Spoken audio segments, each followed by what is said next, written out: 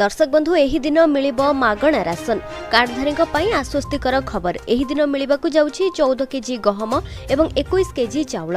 तेबे दर्शक बंधु आसिला खुशीर खबर। एही दिन मिलिबो मागणा राशन कार्डधारकंकु 14 किलोग्राम गहम एवं 21 किलोग्राम चाउल जोगाई देबे सरकार। जदि आपण मध्ये एक राशन कार्डधारी एवं सरकारंकर मागणा राशन योजनार लाभ उठाउछंती तेबे एही खबरटी आपणक पई अत्यंत उपयोगी। वास्तव में पुणी थरे खाद्य शस्य मागणा रे बंटन करा जिवो।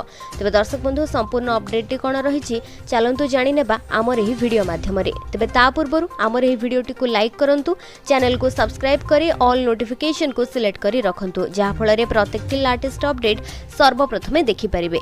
तेबे दर्शक बंधु एही दिन मिलिबो राशन एहार तारीख घोषणा करा जायछि। तेबे जहा जणा पड़िछि जिल्ला रे चाउल बदल रे अंतर्दय कार्ड रे थिबा लोकन को मध्य मिलेट जोगाई दिया जिवो। अगस्त मास पई राशन उपरे सर्वशेष अपडेट राज्यर राशन कार्डधारी पई बाहरिछि। 13 रु 21 अगस्त पर्यंत सेमानको मागणा राशन बंटन करा जिवो।